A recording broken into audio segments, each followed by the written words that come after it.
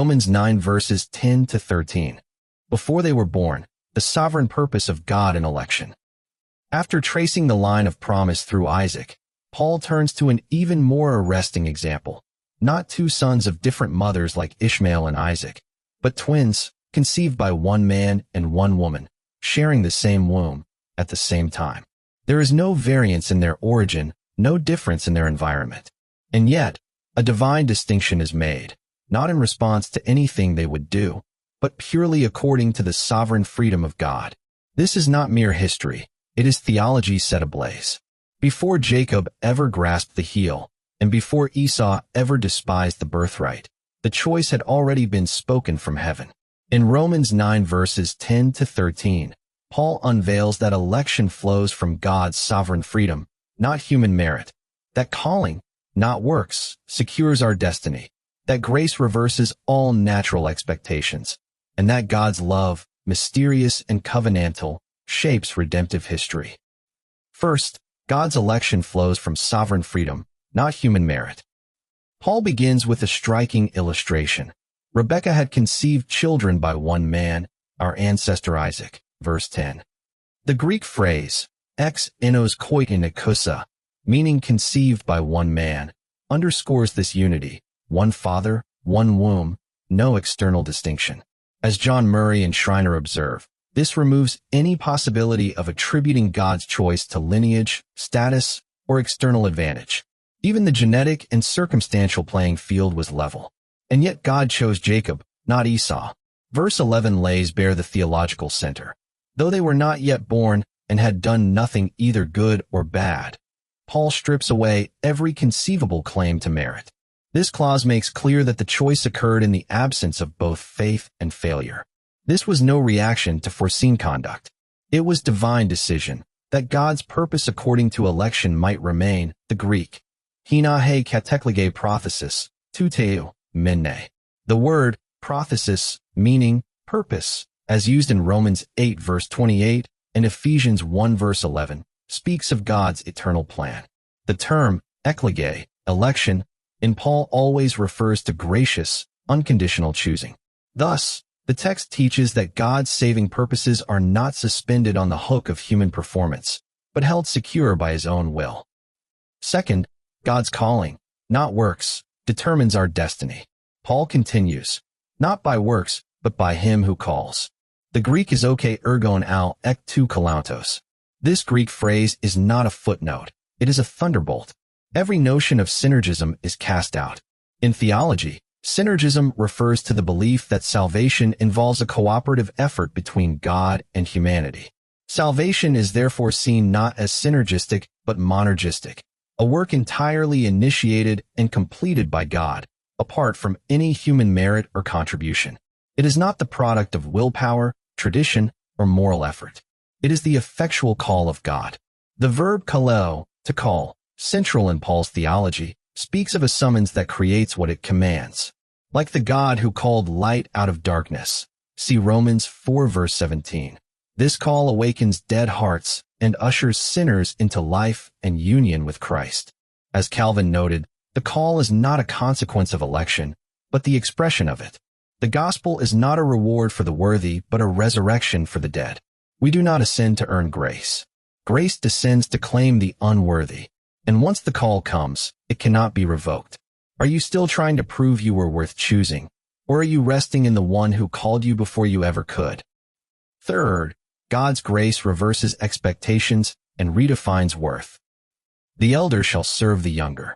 Verse 12. In 6 simple Greek words, hormaidzon doulise to elisoni, Paul upends the entire cultural scaffolding of firstborn privilege.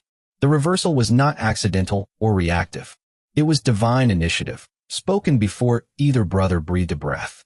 In a world ruled by primogeniture, this reversal is theological dynamite. God's election is not beholden to custom, tradition, or pedigree. He often chooses the last-born over the first, the barren over the fruitful, the weak over the strong, the sinner over the self-righteous.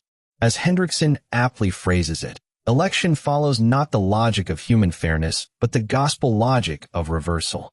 And more than reversing expectation, grace redefines worth itself. God's mercy does not align with human categories. It exposes them. Do we celebrate this? Or do we, like the elder brother in Jesus' parable, grow resentful when grace breaks our rules? Fourth, God's covenant love shapes redemption, not human initiative.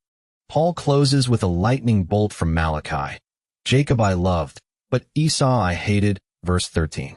These words are not rooted in arbitrary sentiment, but covenantal categories. In Hebrew usage, see Genesis 29 verse 31 and Luke 14 verse 26, to love and hate, often express divine choice and rejection, not personal emotion. God's love for Jacob was his choosing of Jacob's line as the vehicle of redemptive promise. Esau was not condemned in a vacuum, nor was Jacob saved by virtue. God's purposes for these men were historically and theologically significant. The point is not that Esau was arbitrarily condemned to reprobation while Jacob was saved, but that God determined to channel his redemptive purposes through Jacob, not Esau. As Longenecker and Peterson explain, this is about covenantal roles, but the personal implications are inescapable. For Paul, Israel's history is a mirror of God's mysterious, sovereign dealings in individual salvation as well. This love is particular, not generic. It is redemptive, not reactive, and it leaves us with no boast, only worship. Reflections for today. First, what does it mean to live as someone chosen before time began? We live in an age obsessed with identity, curating personas, proving worth, chasing affirmation. But Romans 9 asks us to lay down our mirrors and our masks. Before you ever performed or failed, before you ever chose or strayed, God had already spoken your name in mercy. His love is not a prize you win. It is a decree that preceded your birth. What would change in your life if you truly believed that? Could it quiet your striving, silence your shame, and free you from the exhausting need to justify your own existence? Second, where does merit still linger in your understanding of grace? We affirm grace, but often live like we're on probation. We imagine God frowning on our bad days and smiling more on our good ones. But election leaves no room for that illusion. If God's choice was not because of works, neither is his ongoing love. It doesn't rise and fall with your performance. You are not being graded. You are being carried. Are you still trying to earn what can only be received? Third, do you celebrate or resist God's overturning of expectations? The elder serves the younger. The undeserving is chosen. The outsider is embraced. This is not an exception. It is the rhythm of redemption. But be honest. Do you cheer when grace upends your categories or secretly wish God were more predictable? Do you envy the mercy shown to others? Or does it stir awe that the same grace that overturned Esau for Jacob also reached for you? Fourth, could it be that your very weakness is the place God intends to magnify his grace? Jacob was grasping, scheming, inconsistent, yet chosen. Why? So that no one could mistake election for reward. Perhaps your own brokenness is not a barrier, but a backdrop. What if the place of greatest failure is where God intends to showcase his mercy? What if your story, like Jacob's, is meant to be a living parable of grace that stoops, redeems, and redefines? Fifth, does this truth leave you cold, or does it bring you to your knees? Election is not a puzzle to be solved. It is a precipice to stand on. It is the voice of God saying, I loved you before you had anything to give me. Does that make your heart sing or recoil? If this doctrine feels too humbling, it may be doing its work. Let it drive you to worship, not with polished answers, but with trembling adoration. For you are not just forgiven. You are foreloved, and nothing in your story, past, present, or future, can undo what God has determined before time. Conclusion. Romans 9 verses 10 to 13 does not flatter human effort. It demolishes it. It does not invite debate. It demands reverence. Before you were born, before you sinned, before you believed, God loved. God chose. And God called. You are not saved by your will, your works, or your worth. You are saved by the God who chose Jacob and not Esau, because he is God, and he does all things according to the counsel of his will. You did not awaken grace. Grace awakened you.